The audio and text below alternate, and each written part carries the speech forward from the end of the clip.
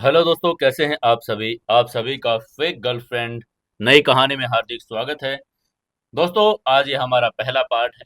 आप लोगों को कहानी अगर अच्छी लगे तो एक प्यारा सा कमेंट करके जरूर बताना और अपने दोस्तों तक शेयर जरूर करना। कहानी सुनने के साथ साथ वीडियो को लाइक जरूर कर दिया करें। चलिए शुरू करते हैं कहानी। दिल्ली का दिल कहे जाने वाले कनॉट प्लेस की भीड़ भाड़ और शोर शराबे के बीच एक छोटी सी फूड कोर्ट हमेशा लोगों से घिरी रहती थी। इस कार्ड पर मिलने वाले राजमा चावल और कड़ी चावल की महक दूर से ही लोगों को अपनी ओर खींच लेती। यह कार्ड था दिया और शिवम गुप्ता का। सुबह के 4 बजे से लेकर रात के 11 बजे तक ये पति पत्नी बिना थके बिना रुके मेहनत करते थे। दिया और शिवम की शादी को आज पूरे 10 साल हो चुके थे। इन 10 सालों में उन्होंने अपनी जिंदगी में कई उतार चढ़ाव देखे, लेकिन एक सूनापन उनके जीवन में हमेशा खटकता था। उनके आंगन में किसी बच्चे की किलकारी का न गूंजना, समाज के ताने, रिश्तेदारों की चुभती हुई बातें, कभी कभी खुद का अकेलापन उन्हें तोड़ देता। लेकिन दिया ने कभी अपनी ममता को मरने नहीं दिया। उसने अपना सारा प्यार, अपना पूरा वात्सल्य शिवम के छोटे भाई निहाल गुप्ता पर लुटा दिया था। निहाल जब छोटा था तभी शिवम के माता पिता का देहांत हो गया था।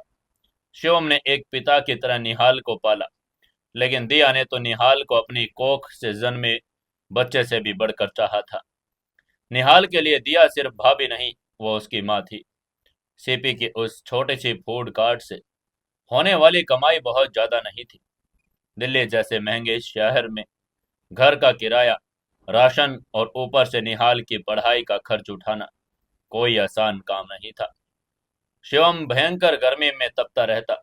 दिया भट्टी के सामने पसीने से लथपथ होकर खाना पकाती, लेकिन उनके चेहरे पर कभी थकान या निराशा नहीं दिखती थी, क्योंकि उनके सामने एक ही लक्ष्य था, निहाल का भविष्य।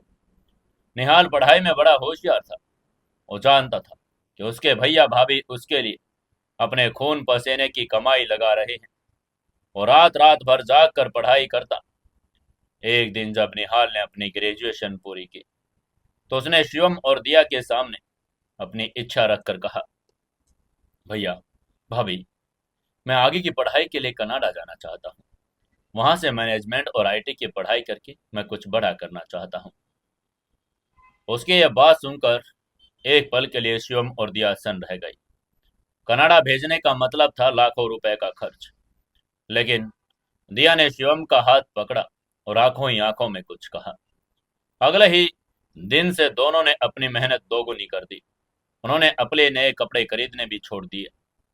दिया ने अपने बचे हुए गहने गिरवी रख दिए। शिवम ने रात में एक पेट्रोल पंप पर भी काम करना शुरू किया। वह एक एक रुपया किसी खजाने की तरह जोड़ते थे। उनकी इस तपस्या का ही फल था कि 2 साल की कड़ी मेहनत के बाद उन्होंने निहाल के हाथ में कनाडा का टिकट और पहले सेमेस्टर की फीस का ड्राफ्ट रख दिया था। निहाल उस दिन दिया के पैरों में गिरकर बहुत रोया। उसने रोकर कहा, भाभी, मैं आपका ये कर्ज कभी नहीं चुका पाऊंगा।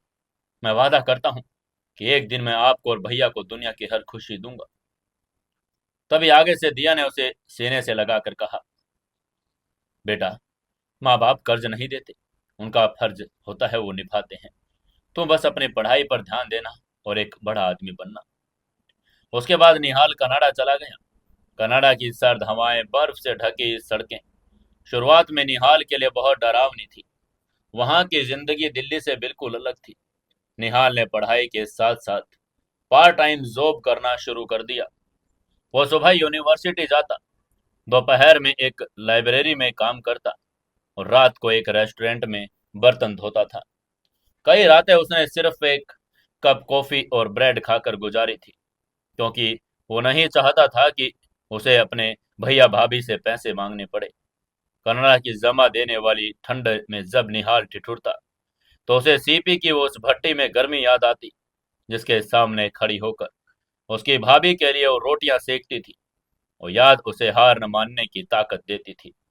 उसने अपनी पढ़ाई पूरी लगन से की और यूनिवर्सिटी में टॉप किया। पढ़ाई पूरी होते ही निहाल ने अपने कुछ दोस्तों के साथ मिलकर एक छोटा सा टेक अप स्टार्ट किया। उनका आइडिया सॉफ्टवेयर सॉल्यूशंस और ई कॉमर्स मैनेजमेंट पर आधारित था। शुरुआती दिनों में बड़ी मुश्किल हुई महीनों तक कोई क्लाइंट भी नहीं मिला था। निहाल दिन रात कोडिंग करता, इन्वेस्टर्स से मिलता और अपनी कंपनी का विजन समझाता। आखिरकार उसकी मेहनत रंग लाई और उन्होंने एक मल्टीनेशनल कंपनी का प्रोजेक्ट मिल गया। ये निहाल की जिंदगी का सबसे टर्निंग पॉइंट था। उस प्रोजेक्ट की सफलता के बाद निहाल ने पीछे मुड़कर नहीं देखा। देखते ही देखते उसकी छोटी सी कंपनी एक बड़ी टेक फर्म में बदल गई। उसने कनाडा में अपनी स्थिति मजबूत कर ली, बेशुमार दौलत कमाई, लेकिन वो अपनी जड़ों को नहीं भूला था। उसने अपनी पहली बड़ी कमाई से भैया भाभी के लिए दिल्ली में एक अच्छा सा घर खरीदा और उनके गिरवी रखे गहने छुड़वाए। हालांकि दिया और शिवम ने अभी भी अपनी कार चलाना नहीं छोड़ा था। उनका कहना था, यही हमारी पहचान है, हम इसे कैसे छोड़ दें। इसी दौरान निहाल की जिंदगी में एक नया मोड़ आया। उसकी यूनिवर्सिटी में और बाद में बिजनेस सर्कल्स में उसकी मुलाकात आलिया गोयल से हुई। आलिया भी भारत मूल की ही थी और मैनेजमेंट की पढ़ाई करने कनाडा आई थी। बहुत समझदार, सुलझी हुई और खूबसूरत लड़की थी। शुरुआत में दोनों अच्छे दोस्त बने। आलिया ने निहाल के स्टार्टअप्स के शुरुआती दिनों में उसकी बड़ी मदद की। वो उसके विजन को समझती थी। धीरे धीरे ये दोस्ती प्यार में बदल गई। आलिया का परिवार मूल रूप से मुंबई के रहने वाला था। उसके पिता मुंबई के एक जाने माने बिजनेसमैन थे। जब निहाल ने आलिया के सामने शादी का प्रस्ताव रखा तो आलिया ने बिना किसी झिझक के हाँ कर दी। दोनों ने तय कर लिया था कि वो अपने अपने परिवार से बात करेंगे और हमेशा के लिए एक हो जाएंगे। निहाल का बिजनेस अब कनाडा में बड़ी तेजी से फैल चुका था, लेकिन उसके दिल में हमेशा से भारत वापस लौटने की इच्छा थी। वो अपने भैया और भाभी के करीब रहना चाहता था। इसी बीच आलिया ने बताया कि वो शादी के बाद अपनी फैमिली के करीब मुंबई में रहना चाहती है। आलिया के पिता भी चाहते थे कि निहाल अपना बिजनेस इंडिया में भी एक्सपेंड करे। निहाल ने इसे एक बेहतरीन अवसर माना।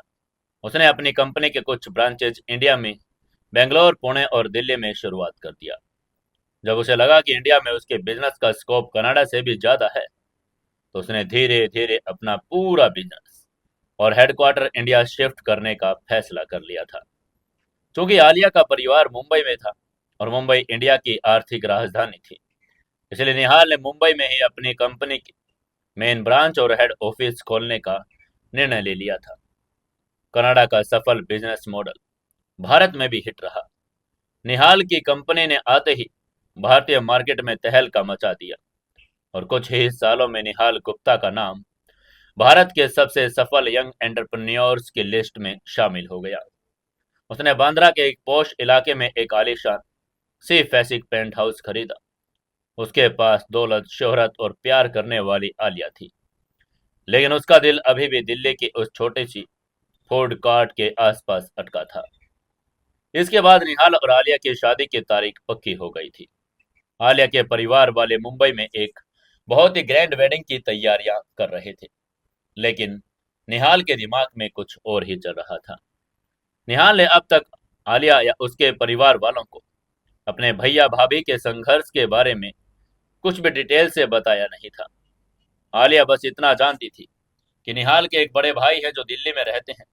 निहाल ने जानबूझकर ये बात उनसे छिपाई थी। वो नहीं चाहता था कि आलिया या उसका परिवार उसके भैया भाभी को एक फूड कार्ट चलाने वाले के रूप में जाने या उनके प्रति कोई साधारण नजरिया रखे। वो उन्हें वो सम्मान दिलाना चाहता था जिसके वो असली हकदार थे। निहाल ने फैसला कर लिया था कि वो अपने माँ बाप, भाई समान भैया भाभी को हमेशा के लिए अपने पास मुंबई बुला लेगा। वो अब उन्हें एक भी दिन काम भी नहीं करने देगा। वो चाहता था कि जिस दिया भाभी ने उसके लिए अपने हाथ भट्टी में जलाए हैं, अब वो हाथ सिर्फ रानी की तरह राज करे। जिस भाई ने उसके लिए अपनी जवानी खपा दी, अब वो दुनिया की हर ऐशो आराम की चीज का आनंद ले। निहाल ने चुपचाप दिल्ली का टिकट बुक किया। वो बिना किसी को बताए सीपी पहुंचा। शाम का वक्त था। दिया भाभी ग्राहकों को खाना दे रही थी। शिवम भैया पैसे ले रहे थे। तभी एक लंबी सी लग्जरी गाड़ी उनकी कार्ट के सामने आकर रुकी। आसपास के लोग हैरान रह गए। सीपी की इस छोटी सी दुकान पर इतनी बड़ी गाड़ी में कौन आ सकता था। तभी गाड़ी का दरवाजा खुला और निहाल सूट बूट में बाहर निकला। उसने आओ देखा न ताओ सीधा जाकर दिया भाभी के पैरों में गिर पड़ा। उसको देखते ही दिया ने धीरे से चौंक कर कहा, निहाल तू?" दिया की आंखों से आंसुओं की धारा बह निकली। उसने अपने लाल को सीने से लगा लिया। शिवम भी दौड़कर आया और तीनों बीच बाजार में गले लगकर रोने लगे। ये मिलन 10 सालों की तपस्या का फल था। तभी निहाल ने रोकर कहा, भाभी, बहुत हो गया ये काम। अब मैं आ गया हूं। मैंने मुंबई में अपना हेडक्वार्टर बना लिया और अगले महीने मेरी शादी है। लेकिन मैं यहाँ आपको सिर्फ शादी का कार्ड देने नहीं आया हूँ, मैं आपको लेने आया हूँ। अब आप और भैया हमेशा के लिए मेरे साथ मुंबई रहेंगे। आपका ये बेटा अब आपको एक भी दिन काम नहीं करने देगा। उसकी यह बात सुनकर आगे से दिया ने झिझक कर कहा, बेटा, हम वहां इतने बड़े लोगों के बीच कैसे रहेंगे? हमने तो जीवन भर यही छोटा सा काम किया। तेरी होने वाली पत्नी क्या सोचेगी?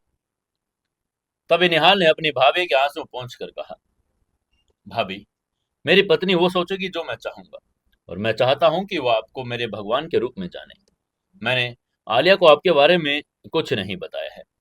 मैं उसे सीधा शादी के मंडप में आप दोनों से मिलवाऊंगा। मैं चाहता हूं कि वो देखे कि निहाल गुप्ता को निहाल गुप्ता बनाने वाले असली भगवान आखिर है कौन। शिवम और दिया ने बहुत मना किया, लेकिन निहाल की जिद के आगे उनकी एक न चली। आखिरकार उन्होंने अपनी कार्ड को हमेशा के लिए बंद करने का फैसला कर लिया। जिस कार्ड ने एक बच्चे को कनाडा भेजा और एक बड़ा बिजनेसमैन बनाया, आज वो कार्ड अपने सबसे गर्व के दिन हमेशा के लिए बंद हो रही थी। दिल्ली की उस छोटी सी फूड कार्ट से निकलकर सपनों के शहर मुंबई की तरफ का सफर शिवम और दिया के लिए किसी चमत्कार से कम नहीं था। जब वो निहाल के साथ मुंबई के शिवाजी एयरपोर्ट पर उतरे तो उनके पैर जमीन पर नहीं पड़ रहे थे। निहाल ने उनके स्वागत के लिए अपने सबसे महंगी रॉयल्स रॉयस कार भेजी, जिस दिया और शिवम ने कभी ऑटो और बसों की धक्काशाही से बाहर की दुनिया नहीं देखी थी। आज वो एक गाड़ी में बैठे थे जिसके मखमली गद्दे उन्हें किसी सपने का एहसास करा रहे थे। बांद्रा के उस पोश इलाके में जब कार निहाल के सी फेसिंग पेंट हाउस के सामने रुकी तो शिवम और दिया की आंखें फटी की फटी रह गई। तभी शिवम ने कांपती हुई आवाज में आसमान छूती उस इमारत को देखकर पूछा, ये तुम्हारा घर है निहाल? तभी आगे से निहाल ने अपने बड़े भाई के कंधे पर हाथ रखकर कहा, नहीं भैया, ये मेरा नहीं, आपका घर है। आज से इस घर का हर कोना, हर ईंट आपकी है। इसी के साथ सभी घर के अंदर दाखिल हुए। घर के अंदर का नजारा किसी महल से कम नहीं था। इटालियन मार्बल का फर्श, छत से लटकते बड़े बड़े क्रिस्टल शैंडलियर, बालकनी से सीधा अरब सागर का नीला पानी हिलोरे मारता हुआ दिखाई दे रहा था। निहाल ने घर के नौकरों को पहले ही सख्त हिदायत दे दी थी कि उसके भैया भाभी की सेवा में कोई कमी नहीं आनी चाहिए। अगले कुछ दिन किसी खूबसूरत ख्वाब की तरह बीते। निहाल ने अपने भैया भाभी को मुंबई के सबसे बड़े डिजाइनर शोरूम्स की सैर करवाई। उसने दिया के लिए एक कांजीवरम और बनारसी साड़ियों का पूरा कलेक्शन खरीद लिया और शिवम के लिए बेहतरीन ब्रांडेड सूट और शेरवानियां। दिया ने जब पहली बार एक मशहूर पार्लर से तैयार होकर खुद को आईने में देखा तो खुद को पहचान ही नहीं पाई। उसके चेहरे से भट्टी की कालिक और थकान पूरी तरह से गायब हो चुकी थी। उसकी जगह एक अमीर, शालीन और खूबसूरत महिला ने ले ली थी। शादी में अब सिर्फ 10 भी दिन बचे थे। निहाल का घर शादी की तैयारी, वेडिंग प्लानर्स और डिजाइनर्स की आवाजाही में गुलजार था। लेकिन निहाल ने अभी भी आलिया को अपने भैया भाभी के आने की खबर नहीं दी थी। वो अपने सरप्राइज वाले प्लान पर कायम था। ऐसे ही एक खुशनुमा सुबह बालकनी में ठंडी समुद्री हवा चल रही थी। समुद्र की लहरें किनारों से टकरा कर एक मधुर संगीत पैदा कर रही थी। शिवम, दिया और निहाल बालकनी में बैठे सुबह की चाय का आनंद ले रहे थे। चांदी के कप में चाय पीते हुए दिया बार बार निहाल की तरफ देख रही थी। उसकी आंखों में एक अजीब सी बेचैनी थी। तभी निहाल ने अपने चाय का घूंट भरकर पूछा, क्या बात है भाभी, आप कुछ सोच रही हैं क्या? आगे से दिया ने चाय का कप टेबल पर रखा और निहाल के बालों में प्यार से हाथ फेर कर बोली, निहाल बेटा, तुम्हारी इस शादी में अब 10 दिन बचे हैं। घर में चारों तरफ रौनक है, लेकिन मेरा मन एक बात से उदास है। मैंने मैंने हमारी होने वाली बहू के लिए अभी तक कुछ नहीं खरीदा है। एक सास होने के नाते मुझे अपनी बहू का स्वागत शगुन के गहने और कपड़ों से करना चाहिए ना। मैं आज उसके लिए जी भरकर शॉपिंग करना चाहती हूँ, तो आज मुझे लेकर चल। निहाल ये सुनकर भावुक हो गया। उसने दिया का हाथ चूम कर तुरंत मुस्कुरा कर कहा, भाभी आपका हुक्म सर आंखों पर। आज हम चलेंगे, आलिया के लिए दुनिया की सबसे खूबसूरत चीज खरीदेंगे। भैया आप आराम कीजिएगा, आज मैं और भाभी मुंबई का सबसे बड़ा मॉल छान मारेंगे। तभी शिवम ने मुस्कुराकर हामी भर दी। दिया के चेहरे पर एक अजीब सी चमक आ गई। अपनी होने वाली बहू के लिए कुछ खरीदने की खुशी उसके रोम रोम से झलक रही थी। कुछ ही घंटों बाद निहाल की लग्जरी कार लोअर प्लेयर के एक बड़े शानदार और भव्य शॉपिंग मॉल के सामने आकर रुकी। दिया आज एक बड़ी खूबसूरत और महंगी पेस्टल रंग की रेशमी साड़ी में थी। उसके गले में मोतियों का हार और चेहरे पर एक शालीन मुस्कान थी। निहाल एक कैजुअल लेकिन महंगे डिजाइनर शर्ट और ट्राउजर में हमेशा की तरह बड़ा हैंडसम लग रहा था। मॉल की चकाचौंध बड़े बड़े इंटरनेशनल ब्रांड्स परफ्यूम्स की महक से दिया थोड़ी अचंभित थी, लेकिन निहाल ने उसका हाथ मजबूती से थाम रखा था। निहाल ने एक बड़े ज्वेलरी शोरूम की तरफ इशारा करके कहा, भाभी यहाँ से शुरू करते हैं, आपको जो पसंद आए आप उस पर उंगली रख देना। दोनों शोरूम में घुसे। दिया एक से बढ़कर एक हार, झुमके, कंगन देख रही थी। वो कभी किसी गहने को उठाती तो कभी निहाल से पूछती, बेटा आलिया को कुंदन पसंद आएगा या डायमंड? तभी आगे से निहाल ने हंसकर कहा, भाभी आपकी पसंद से कोई अच्छी चीज और हो ही नहीं सकती। आप जो देंगी वो तो उसे भगवान का प्रसाद की तरह ले लेगी। वे दोनों पूरे मॉल में हंसते कूदते एक दुकान से दूसरी दुकान में जा रहे थे। निहाल दिया को चिढ़ा रहा था और दिया उसे हल्के से मारते हुए हंस रही थी। उनका ये रिश्ता एक माँ बेटे से दो बेहतरीन दोस्तों जैसा था। तभी निहाल ने एक खूबसूरत सा पेंडेंट उठाया और दिया के गले में डालकर देखने लगा, वालिया पर कैसा लगेगा। जिससे दिया जोर से हंस पड़ी। उसने हंसकर मजाक में कहा, अरे पागल, मैं तो बूढ़ी हो गई हूँ, ये मेरी होने वाली बहू पर जचेगा। वो दोनों अपनी ही दुनिया में मगन थे, इस बात से बिल्कुल अनजान कि कोई उन्हें बड़े गौर से देख रहा है। उसी मॉल के एक महंगे कैफे में आलिया की सबसे करीबी दोस्त तान्या बैठी अपनी कॉफी पी रही थी। तान्या शुरू से ही निहाल को रोकर थोड़ी शक्की थी। उसे लगता था कि निहाल जितने जल्दी इतना बड़ा आदमी बना है, उसके पीछे जरूर कोई राज तो होगा। तभी उसकी नजर कांच की दीवार के पार ज्वेलरी स्टोर के बाहर खड़े निहाल पर पड़ी। वो चौंक गई। निहाल के साथ एक बड़ी खूबसूरत, मैच्योर और अमीर दिखने वाली महिला थी। तान्या ने ध्यान से देखा। निहाल उस महिला के गले में एक पेंडेंट लगा कर देख रहा था। दोनों जोर जोर से हंस भी रहे थे। निहाल ने उस महिला का हाथ पकड़ा हुआ था और उसकी आंखों में जो प्यार और सम्मान था, वो तान्या को कुछ और ही कहानी बयां कर रहा था। तान्या का दिमाग तेजी से दौड़ने लगा। उसने मन ही मन में सोचा, शादी में सिर्फ 10 दिन बचे हैं और निहाल यहाँ आलिया को छोड़कर किसी और औरत के साथ शॉपिंग कर रहा है, वो भी इतने महंगे गहने खरीद रहा है। ये औरत कौन है? निहाल ने तो कहा था कि वो आज एक बहुत जरूरी बोर्ड की मीटिंग में है। तान्या के अंदर का डिटेक्टिव जाग उठा। उसने तुरंत अपना फोन निकाला और पिलर के पीछे छिपकर उन दोनों की कई तस्वीरें खींच ली। उसने वीडियो भी बनाया और उसमें निहाल दिया का हाथ पकड़कर उसे एक साड़ी के शोरूम में लेकर जा रहा था। बिना एक पल गंवाए तान्या ने वो सारी तस्वीरें और वीडियो आलिया के व्हाट्सएप पर सेंड कर दिया। साथ ही एक लंबा चौड़ा वॉइस नोट भी भेजा। उसने वॉइस नोट में कहा था, आलिया, तुम घर पर बैठकर अपनी शादी के लहंगे के सपने देख रही हो और यहाँ तुम्हारा होने वाला पति किसी और औरत पर लाखों लुटा रहा है। मैं भी पैलेडियम मॉल में हूँ। निहाल यहाँ एक औरत के साथ है। दोनों ऐसे हंस रहे हैं जैसे एक दूसरे को छू रहे हैं, जैसे सालों का रिश्ता हो। मुझे तो यह औरत कोई शुगर मोमी या उसकी कोई पुरानी मिस्ट्रेस लग रही है। तुम तुरंत यहाँ आओ आलिया, और इसी के साथ तुम देखो कि यह आदमी तुम्हारे पीठ पीछे क्या कर रहा है। इसी समय उधर मुंबई के दूसरे कोने में आलिया अपनी शादी के लहंगे की फिटिंग चेक कर रही थी। वो बड़ी खुश थी। तभी उसके फोन की स्क्रीन पर तान्या के मैसेज फ्लैश हुए। उसने जैसे ही तस्वीरें और वीडियो देखे, उसके हाथ से फोन छूटते छूटते बचा। तस्वीरें झूठ नहीं बोलती। निहाल उस औरत के साथ इतना करीब था, इतना खुश था, जितना उसने आलिया के साथ भी शायद कभी रहा हो। निहाल का उस औरत के गले में गला, गहना पहनाना, उसका हाथ पकड़ना, ये सब आलिया के दिमाग में हथौड़े की तरह बजने लगा। आलिया के होठों से कांपती हुई आवाज निकली। उसने कांप कर कहा, निहाल ने मुझसे झूठ क्यों बोला? उसने तो कहा कि वो ऑफिस में है। आलिया का दिमाग सुन पड़ गया था। क्या निहाल उसे धोखा दे रहा है? क्या निहाल की जिंदगी में कोई और औरत है जिसके बारे में उसने कभी जिक्र तक नहीं किया?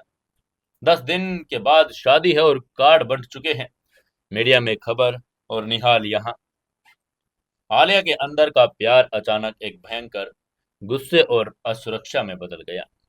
उसकी आंखों से आंसू छलक पड़े, लेकिन उसने उन्हें झटके से पोंछ लिया।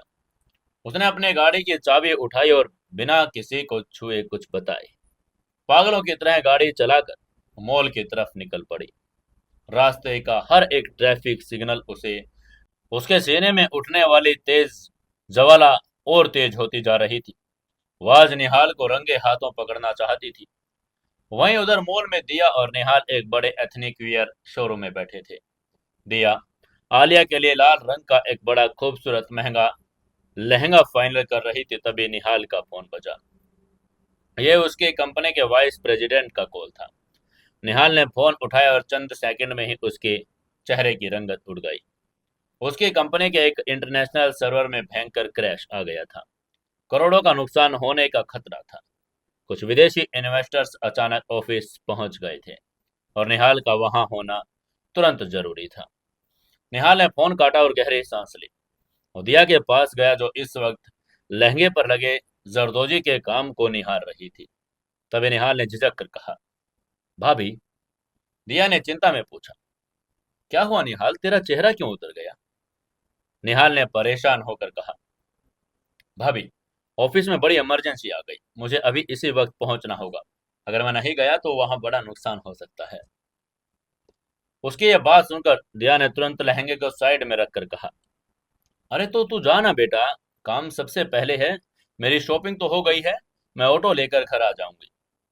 लेकिन आगे से निहाल ने तुरंत कहा, ऑटो बिल्कुल नहीं भाभी।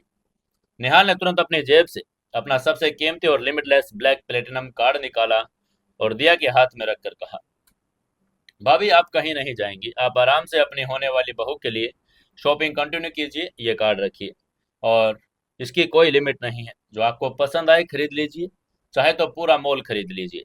मैं अपना काम खत्म करके ड्राइवर को वापस भेज दूंगा, वो आपको पूरे सम्मान के साथ घर ले आएगा। उसकी यह बात सुनकर आगे से दिया ने मुस्कुराकर कार्ड लेकर कहा, तुम फिक्र मत कर, मैं यहाँ आराम से अपनी बहू के लिए कंगन और साड़ियाँ पसंद करती हूँ। तू जा अपना काम देख ले। इसके बाद निहाल ने दिया के पैर छुए और तेजी से मॉल से बाहर निकल गया। निहाल के जाने के बाद दिया पूरी तरह से आश्वस्त और खुश होकर शोरूम में बैठी थी। उसने सेल्स गर्ल से कहा, मिस, मेरी बहू बहुत सुंदर है, उसके लिए सबसे बेहतरीन लाल चूड़ा और माथा पट्टी दिखाना। दिया की आंखों में आलिया के लिए अथाह प्रेम और वात्सल्य था। वो उस लड़की के लिए सपने बुन रही थी जिसने अभी तक उसे देखा भी नहीं था। वहीं दूसरी तरफ मॉल के मेन गेट पर आलिया की गाड़ी एक झटके के साथ आकर रुकी। उसने कार को वैले पार्किंग वाले को दिया और लगभग दौड़कर मॉल के अंदर दाखिल हुई। उसकी आंखें बिल्कुल लाल थी और तेज तेज सांसें चल रही थी। मुठियां बिल्कुल तन गई थी। तान्या ने उस ग्राउंड फ्लोर पर ही उसे पकड़ लिया। तान्या ने आलिया के कान में जहर घोल कर कहा, आलिया, शुक्र है कि तुम आ गई हो। मैंने निहाल को अभी अभी मॉल से बाहर जाते देखा। वह बहुत जल्दी में था, लेकिन वो औरत अभी भी फर्स्ट फ्लोर पर शोरूम में बैठी है। निहाल उसे अकेला छोड़कर गया है। आलिया ने आगे से नफरत भरी आवाज में पूछा, कहाँ है वो? आलिया की आवाज में एक बर्फ जैसी ठंडक थी, जो किसी बड़े तूफान से पहले की शांति थी। आगे से तान्या ने उसको तुरंत पीछे चलने का इशारा करके कहा, मेरे साथ आओ तुम, मैं दिखाती हूँ। तान्या उसे एक्सीलेटर की तरफ ले गई। आलिया के हर कदम के साथ उसका दिल बड़ी तेजी से धड़क रहा था। वो उस औरत से मिलना चाहती थी जिसने उसके सपनों के राजकुमार को अपने जाल में फंसाया था।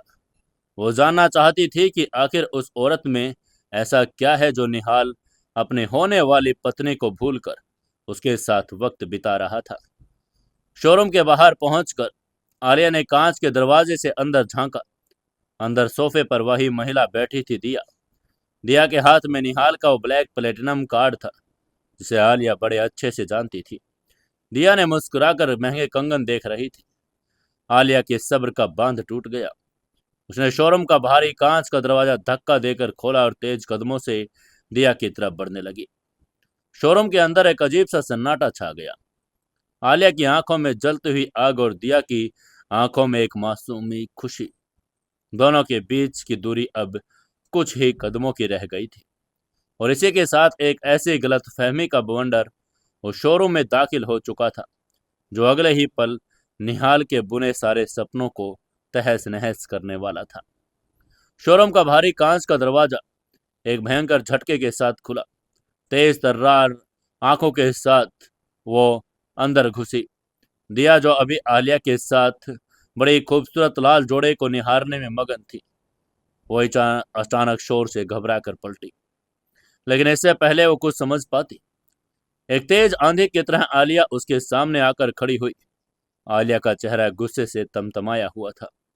उसकी आंखें किसी भूखे शेरनी की तरह लाल थी और उसकी सांसें धौंकने की तरह चल रही थी। दिया ने एक अजनबी लड़की को इस तरह गुस्से में अपनी ओर घूरते देखा तो वो थोड़ी सहम गई।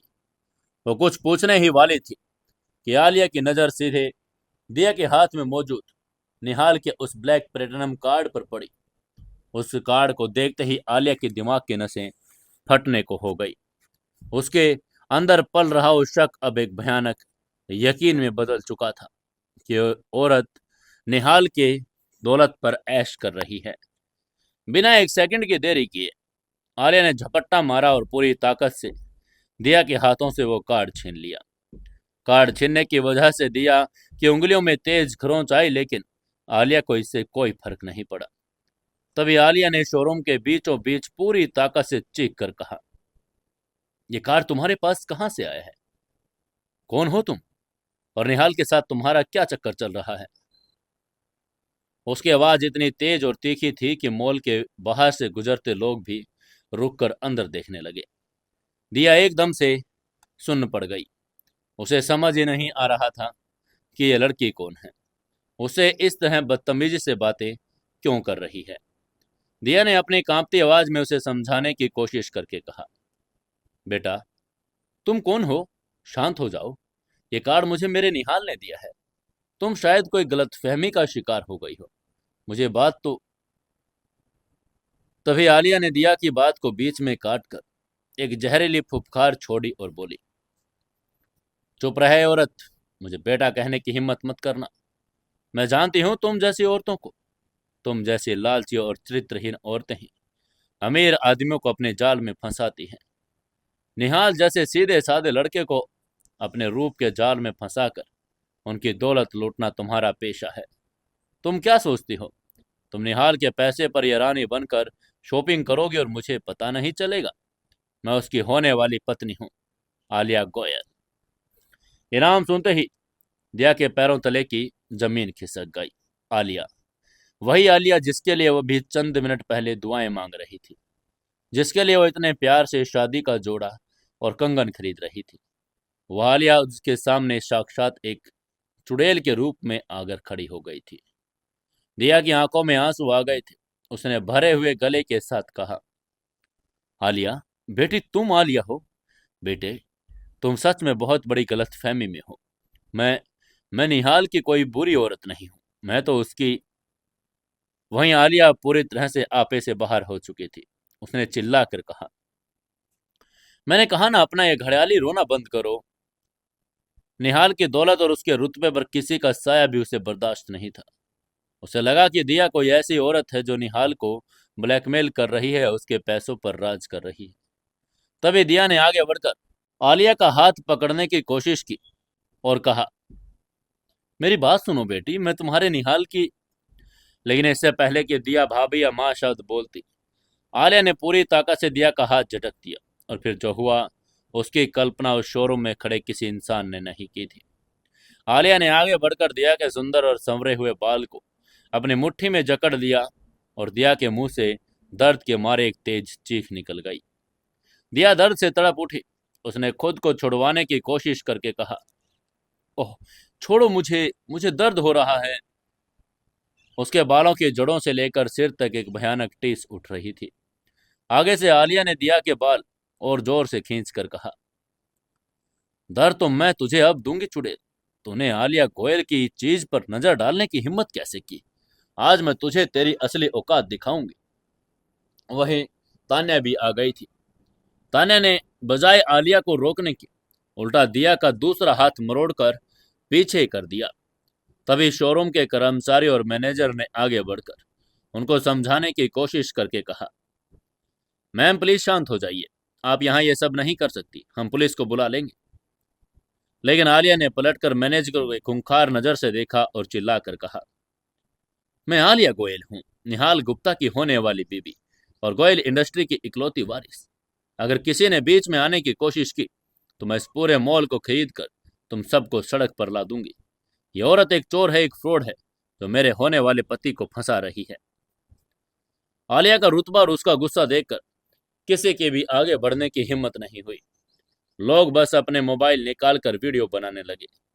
समाज का एक ऐसा भयानक सच था कि एक बेगुनाह और ममता की मूर्त महिला को सरेआम जलील किया जा रहा था। ये लोग सिर्फ तमाशबीन बने थे। तभी आलिया और तान्या ने मिलकर दिया को घसीटना शुरू किया। दिया के रेशमी कपड़े फर्श पर रगड़ खा रहे थे। उसकी चूड़ियां रगड़ कर टूट गई। उसके पैरों के सैंडल निकल गई। दिया लगातार रो रही थी और गिड़गिड़ा रही थी। उसने रो कर कहा, मुझे छोड़ दो, निहाल, शिवम, कोई तो मुझे बचाओ। वो बार बार अपने पति और अपने देवर को पुकार रही थी, लेकिन उसकी आवाज मॉल के शोर और आलिया के अहंकार के नीचे दब गई। एक्सीलेटर से होते हुए आलिया दिया को एक जानवर तक घसीट कर पार्किंग लॉट की तरफ ले आई। पार्किंग एरिया में अंधेरा और सन्नाटा था। आलिया ने अपनी गाड़ी का रिमोट दबाया और गाड़ी की डिग्गी खोल दी। तभी आलिया ने दिया को एक जोरदार धक्का देकर कहा, चल अंदर घुस। दिया का सिर गाड़ी के बम्पर से टकराया और उसके माथे से खून की एक पतली सी धारा बह निकली। तभी आगे से दिया ने गिड़गिड़ा कर कहा, नहीं, भगवान के लिए मुझे छोड़ दो, मुझे अंधेरे से डर लगता है, मैंने तुम्हारा क्या बिगाड़ा है? ये कहते हुए दिया हाथ जोड़कर जमीन पर गिर पड़ी। लेकिन आलिया की आंखों में अब इंसानियत का नामो निशान नहीं था। उसने तान्या के साथ मिलकर वो अधमरी हो चुकी दिया को उठाया और बेरहमी से उस संकरी घुटन भरे डिग्गी में फेंक दिया। तभी एक तेज आवाज के साथ आलिया ने डिग्गी का दरवाजा बंद कर दिया। डिग्गी के अंदर गुप्त अंधेरा था। पेट्रोल और रबर की बदबू से दिया का दम घुटने लगा। उसने सांस लेने में तकलीफ हो रही थी। उसका पूरा शरीर दर्द से टूट रहा था। माथे से बहता खून उसकी आंखों में जा रहा था। वो डिग्गी के अंदर आवाजें लगा रही थी, डिग्गी को पीट रही थी, लेकिन बाहर किसी को कुछ सुनाई नहीं दे रहा था। बाहर आलिया अपनी कार के ड्राइविंग सीट पर बैठी और तान्या बगल वाली सीट पर। गाड़ी स्टार्ट करते ही आलिया के चेहरे पर एक शैतानी मुस्कान आ गई। तभी तान्या ने थोड़ी घबराहट के साथ पूछा, तुमने ये सही तो किया ना आलिया? अगर निहाल को पता चल गया तो? आगे से आलिया ने गाड़ी को पूरी स्पीड से पार्किंग से बाहर निकालकर एक जहरीली हंसी हंसकर कहा, निहाल, वो बेवकूफ मेरे प्यार में इतना अंधा है कि उसे भनक तक नहीं लगेगी। तान्या, तुम क्या सोचती हो मैं उस निहाल से प्यार करती हूँ? वो कल का आया हुआ छोकरा जो कनाडा में बर्तन धोता था। मैं आलिया गोयल हूँ। मैं सिर्फ पैसे और पावर से प्यार करती हूँ।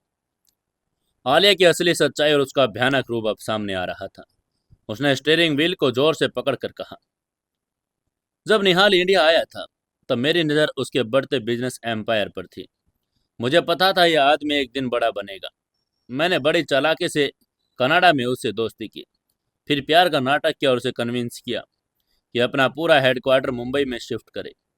मेरा मकसद सिर्फ और सिर्फ निहाल की उन करोड़ों की संपत्ति, उनके शेयर्स और उसकी कंपनी पर कब्जा करना है। और आज ये औरत बीच में आ गई। मैंने देखा कि निहाल अपना ब्लैक कार्ड तक इसके हाथों में सौंप चुका है। इसका मतलब है कि निहाल की जिंदगी और उसके पैसों पर इस औरत का बहुत बड़ा कंट्रोल है। मैं किसी भी ऐरी गैरी औरत को अपने और मेरे करोड़ों रुपए के बीच में नहीं आने दे सकती। मैं निहाल की इकलौती मालकिन बनूंगी। ताने यह सुनकर सन रह गई। उसे पहली बार आलिया के अंदर छिपे इस लालची और खूंखार राक्षस के दर्शन हुए थे। इसलिए तान्या ने डर कर पूछा, और अब तुम इस औरत का क्या करोगी? तभी आलिया ने अपना फोन निकाला और एक नंबर डायल किया। यह नंबर उसकी मां मिसेज कामिनी गोयल का था। कामिनी गोयल मुंबई की जानी मानी सोशलाइट थी, लेकिन उनके सफेद कपड़ों के पीछे कितने काले कारनामे छिपे थे ये सिर्फ अंडरवर्ल्ड के कुछ लोग जानते थे। आलिया ने फोन स्पीकर पर डालकर कहा, हेलो मॉम। तभी स्पीकर पर उसकी माँ की आवाज आई, हाँ मेरी बच्ची, क्या हुआ? तुम्हारी शॉपिंग पूरी हो गई? लहंगे की फिटिंग कैसी थी?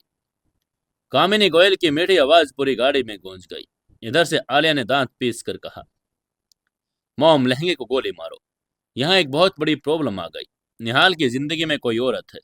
वो आज उसे अपना ब्लैक कार्ड देकर शॉपिंग करवा रहा था।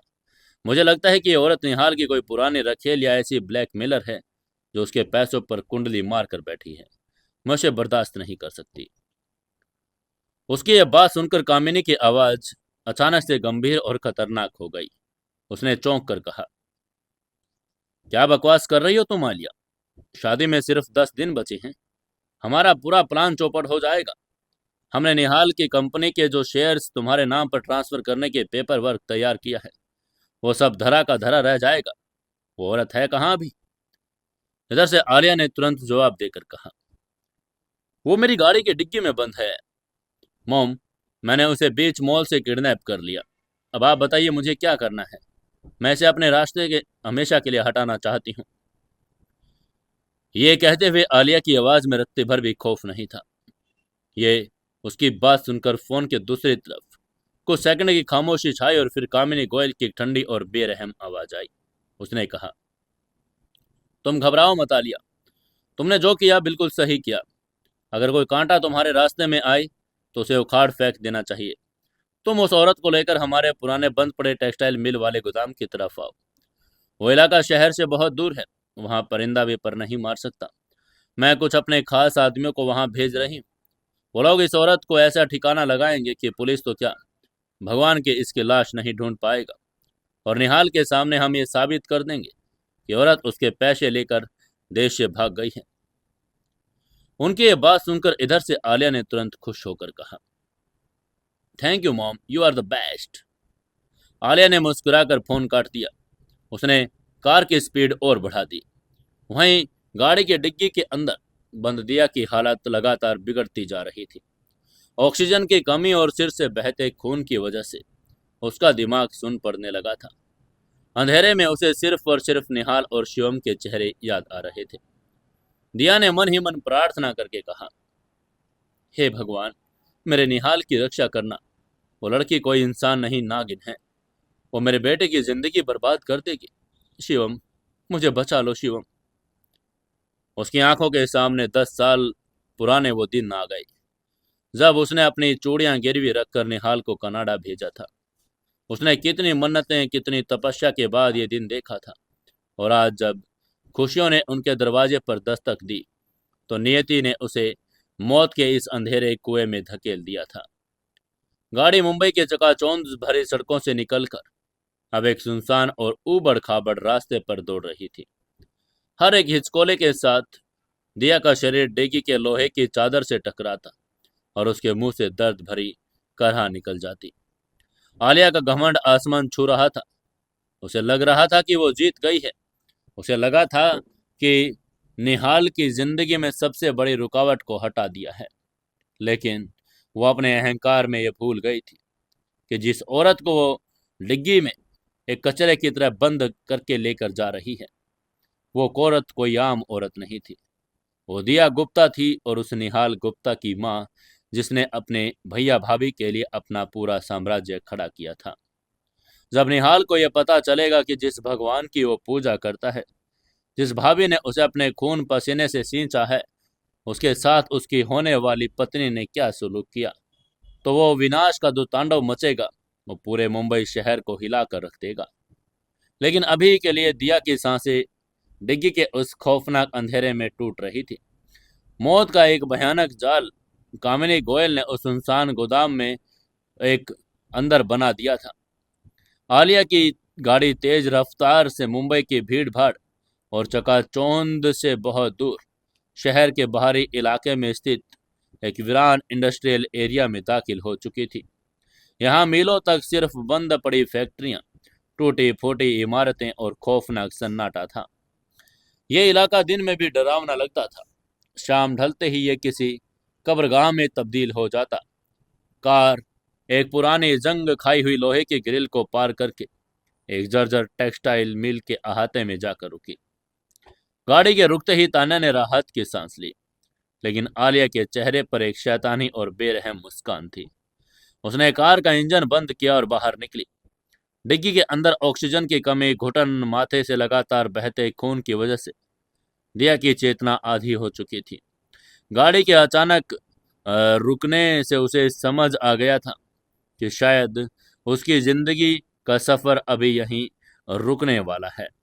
अचानक एक झटके के साथ डिग्गी का दरवाजा खुला और बाहर की धुंधली रोशनी दिया की आंखों पर पड़ी। इससे पहले कि दिया कुछ देख पाती या समझ पाती, आलिया और तान्या ने मिलकर उसे बालों और कपड़ों से पकड़कर बाहर खींचा। दिया बेजान सी होकर धूल भरी जमीन पर गिर पड़ी। उसके घुटने और कोहनी छिल गई। उसकी पेस्टल रंग की खूबसूरत रेशमी साड़ी अब धूल, ग्रीस और खून से सन चुकी थी। तभी आलिया ने दिया के पेट पर एक जोरदार लात मारकर कहा, चल उठ चुड़ैल, अब तेरी ऐश खत्म। दिया दर्द से करहा उठी। उसने खांस कर अपनी खून से सनी आंखें खोली। उसके सामने एक विशाल खंडर हो चुका गोदाम था, जिसकी छत पर कई जगह से टूटी थी। अंदर भारी भारी जंग खाई मशीनें किसी भयानक कंकाल की तरह खड़ी थी। यह किसी इंसान के रोंगटे खड़े करने के लिए काफी था। तभी गोदाम के मुख्य दरवाजे से एक काले रंग की चमचमाती मर्सिडीज एसयूवी आकर रुकी। कार के रुकते ही चार हट्टे कट्टे बाउंसर्स बाहर निकले और एक साथ थी उनके स्टाइलिश लेकिन क्रूर चेहरे वाली महिला, मिसेज कामिनी गोयल, आलिया की माँ। कामिनी गोयल ने अपने महंगे धूप की सैंडल उतारी और जमीन पर पड़ी दिया को एक बहुत ही घिनौनी और हिकारत भरी नजर से देखा। कामिनी ने अपने होठों को सिकोड़ कर कहा, तो ये है वो औरत जिसने मेरे बेटे के साम्राज्य के बीच आने की जरूरत की। उसकी आवाज में जहर घुला हुआ था। अपनी माँ की यह बात सुनते ही आगे से आलिया ने दिया की तरफ उंगली दिखाकर फुफकार कर कहा, हाँ माम, यही है वो। निहाल ने अपना ब्लैक प्लेटिनम कार्ड भी इसे दे रखा था। पता नहीं कौन सा जादू कर रखा है इसने उस बेवकूफ निहाल पर। तभी कामिनी ने अपने आदमियों को इशारा करके कहा, इसे उठाओ और अंदर ले चलो, मुझे इससे कुछ जरूरी बातें करनी है। बाउंसर्स ने तुरंत दिया को बेरहमी से घसीटा और गोदाम के अंदर ले गए। गोदाम के बीचों बीच एक पुरानी भारी सी जंग लगी लोहे की कुर्सी पड़ी थी। उन्होंने दिया को उस कुर्सी पर पटक दिया और मोटी रस्सियों से उसके हाथ और पैर उस कुर्सी के साथ कसकर बांध दिए। रस्सियां इतनी टाइट थी कि दिया को कलाइयों की नसें ढीली पड़ने लगी। कामिनी गोयल एक कुर्सी खींचकर दिया के सामने बैठ गई। आलिया और तान्या उसके पीछे खड़ी थी। गोदाम में सिर्फ एक पीला सा बल्ब लटक रहा था, जिसकी डरावनी रोशनी दिया के खून से सने चेहरे पर पड़ रही थी। तभी कामिनी ने एक तेज आवाज में पूछा, बताओ बताओ कौन हो तुम? और निहाल गुप्ता के साथ तुम्हारा क्या रिश्ता है? दिया ने अपनी भारी हो चुके पलके उठाए और उन तीनों को देखा। उसे समझ आ गया कि ये औरतें इंसान नहीं बल्कि पैसों की भूखी पिशाचिनी हैं। उसे आलिया की गाड़ी में वो सुनी बातें याद आ गई। आलिया निहाल से प्यार नहीं करती, वो सिर्फ उसकी दौलत, उसकी कंपनी और उसके शेयर हड़पना चाहती है। दिया का दिमाग अब पूरी तरह से साफ हो चुका था। दिया जानती थी अगर उसने ये बताया कि वो निहाल की भाभी है और निहाल उसे अपनी माँ मानता है, तो ये लालची औरतें उसका इस्तेमाल करके निहाल को ब्लैकमेल करने के लिए काम करेंगी। अगर कामिनी और आलिया को पता चला कि निहाल दिया की सबसे बड़ी कमजोरी है, तो वो निहाल से सारी प्रॉपर्टी अपने नाम करवा लेंगी और फिर भी उसको निहाल को जिंदा नहीं छोड़ेंगी। एक माँ अपने बच्चे पर आने वाली हर मुसीबत को अपने सीने पर झेल लेती है। दिया ने फैसला किया कि वो इन राक्षसियों से अपनी असली पहचान कभी उन्हें नहीं बताएगी। खुद मर जाएगी लेकिन अपने निहाल की जिंदगी और उसकी मेहनत की कमाई को इन लालची औरतों के हाथ नहीं लगने देगी। ये फैसला करके दिया ने गहरी सांस ली, अपनी आंखों में आए आंसुओं को पी लिया और एकदम शांत हो गई। उसके चेहरे से सारा डर गायब हो चुका था। वो इस सब के बारे में सोच रही थी, तभी आलिया ने चिल्लाकर कहा, बोलती क्यों नहीं? जुबान कट गई क्या तेरी? ये चिल्लाकर उसने आगे बढ़कर दिया के गाल पर एक जोरदार तमाचा मारा। तमाचे की गूंज उस खाली गोदाम में गूंज गई। दिया के होठ गट गए और वहां से खून रिसने लगा, लेकिन दिया टस से मस नहीं हुई। उसने आलिया की आंखों में सीधा देखकर एक ठंडी और निडर मुस्कान दी। ये वो मुस्कान थी जो सिर्फ एक औरत दे सकती है जिसे अब मौत का खौफ न हो। दिया ने बहुत ही धीमी लेकिन दृढ़ आवाज में कहा, तुम मुझे मार सकती हो लेकिन मैं कुछ नहीं बताऊंगी। तभी कामिनी ने अपने पर्स से एक लाइटर निकाला और उसे जलाकर दिया को डराने की कोशिश करके कहा, तू क्या समझती है अपने आप को, दो कौड़ी की औरत? मैं चाहूं तो अभी इसी वक्त तेरी बोटी बोटी काट कर इन कुत्तों को खिला दूं। तो जानती नहीं है कामिनी गोयल को? यह बात सुनकर आगे से दिया ने ठंडे स्वर में कहा, मैं जान गई हूं कि तुम लोग कौन हो। तुम लोग गिद्ध हो जो मेरे निहाल की कामयाबी पर मंडरा रहे हो।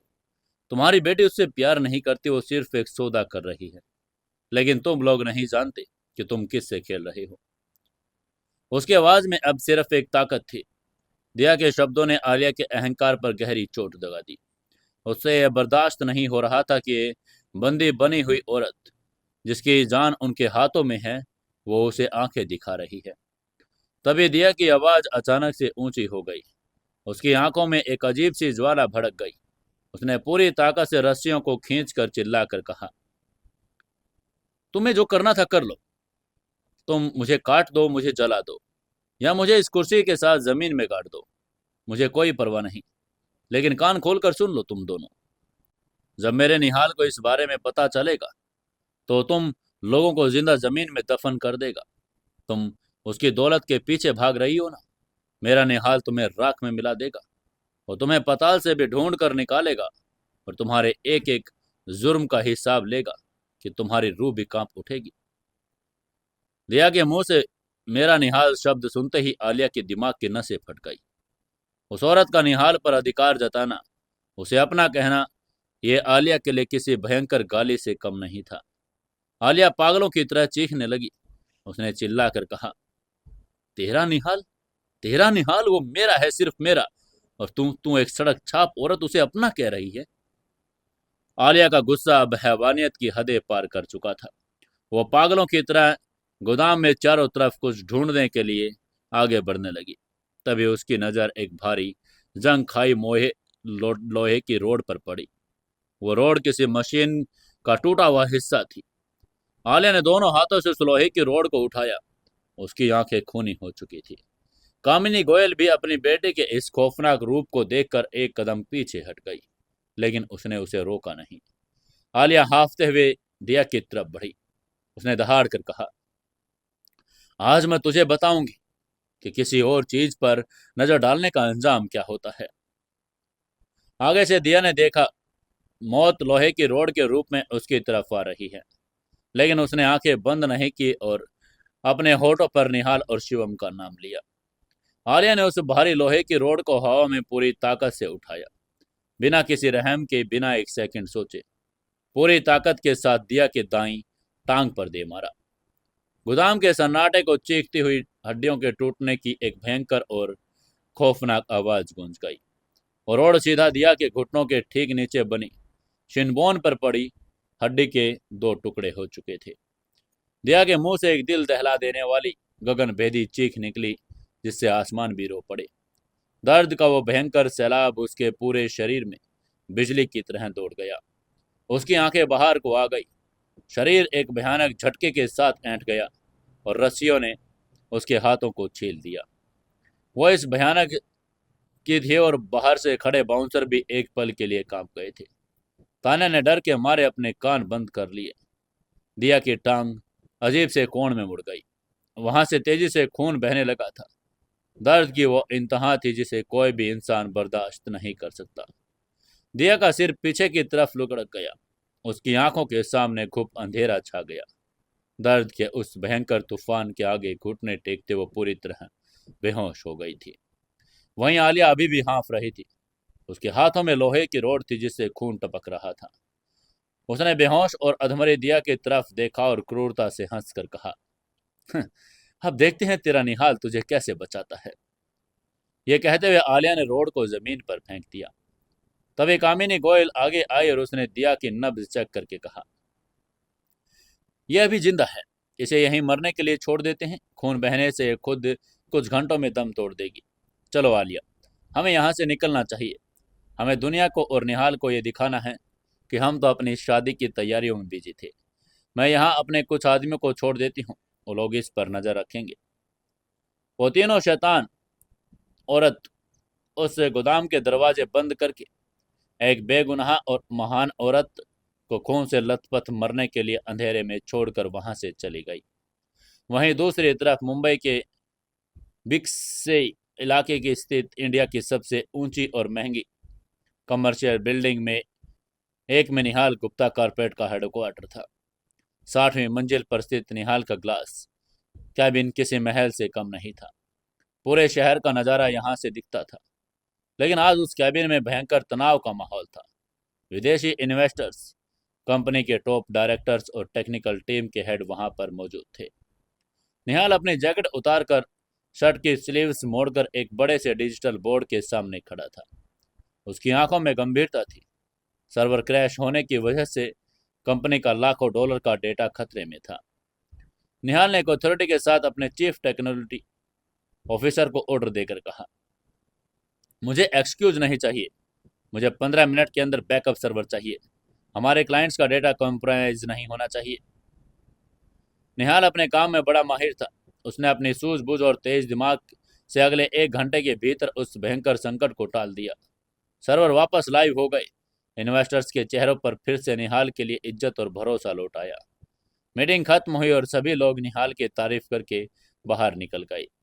जैसे ही कैबिन का दरवाजा बंद हुआ, निहाल ने एक लंबी सांस ली और वो अपनी लेदर चेयर पर आकर बैठ गया। जैसे उसने अपनी आंखें बंद की और रिलैक्स करने की कोशिश की, अचानक निहाल के सीने के बाईं तरफ एक तेज अजीब सी चुभन हुई।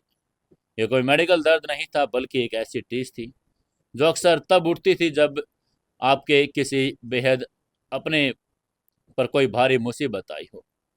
निहाल का दिल अचानक जोर जोर से धड़कने लगा। उसका दम घुटने लगा था। माथे पर पसीने की बूंदें छलक आई थी। उसने अचानक दिया भाभी का चेहरा याद आया। निहाल के मुंह से बरबस निकल पड़ा, भाभी। उसने तुरंत अपनी मेज से फोन उठाया। उसे याद आया कि उसने मॉल में अपने कार्ड देकर अकेला छोड़ा था। उसने घड़ी देखी, दोपहर के 4 बज गए थे। टाइम देखते उसके मन में उसने कहा, भाभी अब तक घर पहुंच गई होगी, मुझे उन्हें फोन करना चाहिए। ये सोचते हुए निहाल ने दिया का नंबर डायल किया। फोन की घंटी बज रही थी, लेकिन कोई जवाब नहीं आया। फिर भी निहाल ने खुद को तसल्ली देकर कहा, शायद रास्ते में होंगी या फिर शॉपिंग के शोरूम में फोन नहीं सुना। ये सोचकर उसने फिर बड़े भाई शिवम को कॉल किया। जैसे ही शिवम ने फोन उठाया, निहाल ने कहा, हेलो भैया। उधर से शिवम ने कहा, हाँ निहाल बोल। निहाल ने बेचैनी से पूछा, भैया दिया भाभी घर आ गई क्या? शिवम ने तुरंत जवाब देकर कहा, नहीं बेटा, वो अभी तक तो नहीं आई। मुझे लगा वो तेरे साथ होगी। तूने कहा था कि तू काम खत्म करके वापस उनके पास मॉल जाएगा। उसकी बात सुनकर निहाल के माथे की सिलवटें गहरी हो गई। उसने कहा, भैया मुझे ऑफिस में बहुत टाइम लग गया। मैंने भाभी को अपना कार्ड दे दिया था, कहा था कि ड्राइवर उन्हें ले आएगा। 1 मिनट में अभी ड्राइवर को कॉन्फ्रेंस पे लेता हूँ। ये कहते हुए निहाल ने तुरंत अपने ड्राइवर को कॉल लगाकर कहा, राजू, तू भाभी को मॉल से लेकर घर पहुंच गया? ड्राइवर राजू की आवाज में घबराहट थी। उसने घबरा कर कहा, नहीं साहब, मैं तो मॉल की पार्किंग में पिछले 4 घंटे से इंतजार कर रहा हूँ।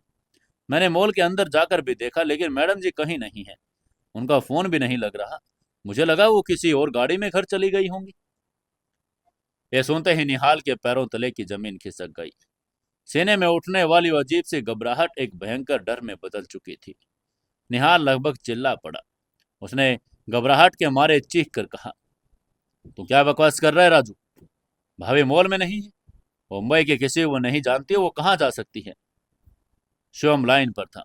ये सुनकर वो भी घबरा गया। उसने घबरा कर पूछा, निहाल क्या हुआ है? तेरी भाभी कहाँ है? तभी निहाल ने उनको हौसला देकर कहा, भैया आप शांत रहिए, मैं भी पता लगाता हूँ। कुछ नहीं होगा भाभी को। निहाल ने फोन काटा। निहाल का दिमाग अब तेजी से काम कर रहा था। मुंबई के सबसे ताकतवर यंग बिजनेसमैन था और उसने तुरंत अपनी सिक्योरिटी टीम के हेड को कैबिन में बुलाकर कहा, साजिद, मुझे तुरंत पैलेडियम मॉल की सारी सीसीटीवी फुटेज चाहिए। मेरी भाभी वहां थी और वो मिल नहीं रही है। मुझे पुलिस कमिश्नर से बात करनी है, अभी। निहाल की आंखों में एक ऐसा खौफ और गुस्सा था जो किसी परले की आहट दे रहा था। निहाल अपना कोट उठाकर पागलों की तरह ऑफिस से बाहर भागा। उसे नहीं पता था कि जिस इंसान को वो सबसे ज्यादा प्यार करता है, इस वक्त वो शहर के दूसरे कोने में खून से लथपथ टूटी हुई हड्डियों के साथ मौत से लड़ रही है। लेकिन नियति का पहिया घूम चुका था। जब निहाल गुप्ता को पता चलेगा कि उसकी होने वाली पत्नी ने ही उसकी मां का ये हाल किया, तो मुंबई की सड़कें उस दिन आलिया और कामिनी गोयल के विनाश का नजारा देखेगी। वो खौफनाक रात गोयल परिवार की सत्ता का आखिरी दिन साबित होने वाली थी। निहाल का दिल किसी पिंजरे में फड़फड़ाते हुए पंछी की तरह धड़क रहा था। ऑफिस से निकलते हुए उसने अपनी पूरी सिक्योरिटी टीम को पैलेडियम मॉल पहुंचने का आदेश दिया। उसके करोड़ों की रोल्स रॉयस आज मुंबई की सड़कों पर रॉकेट की तरह दौड़ रही थी। हर लाल बत्ती, हर ट्रैफिक नियम आज निहाल के लिए कोई मायने नहीं रखता था। उसके दिमाग में सिर्फ एक बात गूंज रही थी, मेरी भाभी माँ कहाँ है? मॉल पहुंचते निहाल की सिक्योरिटी टीम के हेड साजिद ने अपने 20 हथियारबंद गार्ड्स के साथ पूरे मॉल की नाकाबंदी कर दी। निहाल सीधा सिक्योरिटी कंट्रोल रूम भागा। कंट्रोल रूम का दरवाजा जोर से धक्का देकर खोला। अंदर बैठे सिक्योरिटी गार्ड्स और मॉल का चीफ वो अचानक इस हमले से घबरा गए। तभी निहाल ने दहाड़ कर कहा, मुझे आज दोपहर 1 बजे से लेकर अभी तक की सारी सीसीटीवी फुटेज चाहिए। मेरी भाभी इस मॉल से गायब हुई। अगर उन्हें खरोंच भी आई तो मैं पूरे मॉल को आग लगा दूंगा। मॉल का मैनेजर भी दौड़ता वहां पहुंच गया। वो जानता था कि निहाल गुप्ता कौन है, उसकी पहुंच कहां तक है। मैनेजर ने कांपते हुए कीबोर्ड से संभाल लिया और फुटेज निकालने की कोशिश करने लगा। निहाल अपनी सांसें रोककर मॉनिटर की तरफ देख रहा था। उसे उम्मीद थी कि वह अभी अपनी भाभी को किसी दुकान में या किसी कोने में बैठे हुए देख लेगा। लेकिन स्क्रीन पर जो उसने देखा, निहाल के पैरों तले की जमीन खिसक गई। दोपहर 1 बजे से लेकर शाम 1:30 तक का पूरा फोल्डर खाली था। स्क्रीन पर सिर्फ डेटा करप्ट और नो फाइल राउंड का एरर मैसेज घूम रहा था। तभी निहाल ने मैनेजर का कॉलर पकड़कर उसे हवा में उठाकर कहा, ये क्या बकवास है? फुटेज कहाँ है? उसकी आंखें लाल अंगारे की तरह धधक रही थी। आगे से मैनेजर ने रोकर कहा, सर मुझे नहीं पता। हमारा सर्वर हमारा सर्वर अचानक क्रैश हो गया था। मैंने डेटाबेस से दोपहर की सारी फाइल्स अपने आप डिलीट हो गई। ऐसा लग रहा है जैसे किसी ने बाहर से सिस्टम को हैक करके पूरा डेटा वाइप कर दिया हो। साजिद ने आगे बढ़कर सिस्टम चेक किया। निहाल की तरफ भारी मन से देखकर कहा, बॉस ये सच कह रहा है। किसी ने बहुत प्रोफेशनल हैकर ने सर्वर रूम का एक्सेस भारी मैनुअली और 3 घंटे की फुटेज डिलीट की। यहाँ तक कि बैकअप सर्वर भी खाली है।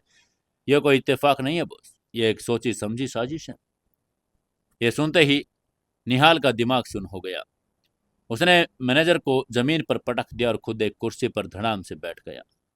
उसने अपने दोनों हाथों से अपने सिर को पकड़ लिया। उसने मन ही मन में सोचा, ये कैसे हो सकता है? मुंबई में ऐसा कौन है जो निहाल गुप्ता की आंखों में धूल झोंक कर दिन दहाड़े मेरी भाभी को गायब कर दे, सबूतों का नामो निशान मिटा दे। निहाल को अब समझ आ रहा था कि ये किसी आम किडनैपर का काम नहीं है, इसके पीछे किसी बहुत बड़े और ताकतवर इंसान का हाथ है। लेकिन क्यों? उसकी दुश्मनी किससे थी? उसने तुरंत पुलिस कमिश्नर को फोन मिलाया। पूरे मुंबई शहर में हाई अलर्ट घोषित कर दिया। हर एक नाका, हर एक टोल प्लाजा पर चेकिंग के आदेश दिए। वहीं फोन लाइन पर शिवम भैया की रोती आवाज निहाल का कलेजा चीर रही थी। उसने घबरा कर कहा, निहाल, मेरी दिया को ढूंढ ले बेटा, वो बहुत भोली है, उसे मुंबई के बारे में कुछ नहीं पता, उसे बचा ले। इधर से निहाल ने आंसू पोंछ कर कहा, भैया आप हौसला रखिए, मैं पताल से भी उस इंसान को ढूंढ निकालूंगा जिसने मेरी भाभी माँ को छुआ है। आज मुंबई की सड़कों पर खून बहेगा भैया। इसी समय उधर निहाल इस भयंकर बेचैनी और तड़प से बेखबर। आलिया और कामिनी अपनी शानदार मर्सिडीज एसयूवी में बैठकर मुंबई शहर की तरफ वापस लौट रही थी। एसी की ठंडी और गाड़ी में बज रहा धीमा संगीत उनकी शैतानी जीत का जश्न मना रहा था। कामिनी के हाथ में शैंपेन का गिलास था। उसने एक घूंट लिया और मुस्कुराकर आलिया की तरफ देखा। तभी आलिया ने अपने बाल संवार कर एक क्रूर हंसी के साथ कहा, देखा मोम, मैंने कहा था ना कि वो निहाल का ब्लैक कार्ड लेकर बैठी थी। अच्छा हुआ हमने समय रहते उस कांटे को रास्ते से हटा दिया, वरना वो औरत हमारी सारी प्लानिंग पर पानी फेर देती। आगे से कंपनी ने शैंपेन का ग्लास साइड में रखा और उसे आलिया के गाल पर थपथपा कर कहा, तुम अभी बच्ची हो आलिया, किसी को रास्ते से हटाना बड़ी बात नहीं, बड़ी बात है उसका नामो निशान मिटाना। तुम क्या सोचती हो निहाल कोई आदमी है? जब उसे उस औरत के गायब होने का पता चलेगा वो सबसे पहले कहाँ जाएगा? उसकी बात सुनकर आलिया ने कहा, मॉल में सीसीटीवी फुटेज चेक करने। कामिनी ने जोर से हंसा। उसने हंसकर कहा, बिल्कुल, लेकिन तुम्हारी मॉम हमेशा एक कदम आगे रहती है। जब तुम मुझे उस चुड़ैल को किडनैप करने के बारे में बता रही थी, तभी मुझे समझ आ गया कि हमसे सबसे पहले मॉल के कैमरे अधे करने होंगे। मैंने तुरंत डीसीपी और अपने अंडरवर्ल्ड के सबसे खास आदमियों को कॉल लगा दिया था। उसकी यह बात सुनकर आलिया की आंखें आश्चर्य से फैल गई। उसने हैरानी से पूछा, मतलब आपने वो फुटेज? तभी कामिनी ने अपने सनग्लासेस पहनकर कहा, हाँ मेरी बच्ची, मैंने मॉल के चीफ सिस्टम एडमिनिस्ट्रेटर्स को पूरे 5 करोड़ रुपए दिए और साथ में उसके परिवार को जान से मारने की धमकी दी। उसने 1 बजे से लेकर तुम्हारे वहां से निकलने तक के एक एक फुटेज, एक एक बैकअप सर्वर को जड़ से डिलीट कर दिया। यहाँ तक कि पार्किंग के बाहर के सरकारी कैमरों की तारें भी कटवा दी गई। निहाल चाहे अपना पूरा खजाना लुटा दे, पुलिस कमिश्नर के पैर पकड़ ले, उसे एक भी सुराग नहीं मिलेगा। उस औरत का अस्तित्व आज से दुनिया के लिए खत्म हो चुका है। ये सुनते ही आर्या ने खुशी में अपनी माँ को गले लगाया और बोली, you are a genius mom. अब बेचारा निहाल रोता रहेगा, पुलिस में रिपोर्ट लिखवाएगा और हम शादी के बाद धीरे धीरे उसकी प्रॉपर्टी अपने नाम कर लेंगे। वो औरत भी मर जाएगी और हमारा रास्ता हमेशा के लिए साफ हो जाएगा। दोनों माँ बेटी अपनी इस खौफनाक जीत के नशे में चूर थी। उन्हें लग रहा था कि उन्होंने इंडिया के सबसे बड़े बिजनेस टाइकून को चारों तरफ से चित कर दिया है। उनकी गाड़ी अब शहर के सीमा में दाखिल होने लगी। वहीं उधर शहर से दूरों मिल उस वीरान और खौफनाक टेक्सटाइल मिल के गोदाम में मौत का सन्नाटा पसरा था। बाहर खड़े कामिनी के 2 खूंखार गुंडे बीड़ी पीते हुए पहरा दे रहे थे। गोदाम के अंदर घुप अंधेरे में लोहे की कुर्सी पर बंधी दिया खून से लथपथ पड़ी थी। उसकी टूटी हुई टांग से खून बह बहकर जमीन पर एक लाल रंग का छोटा सा तालाब बना चुका था। दर्द की कोई सीमा भी नहीं बची थी। लेकिन क्या अब निहाल ढूंढ पाएगा अपनी भाभी को? कैसे मिलेगा उसका सुराग? जानेंगे कल के एपिसोड में। दोस्तों, अगर आपको हमारी कहानियां अच्छी लगती है तो लाइक, शेयर और कमेंट जरूर करके बताएं।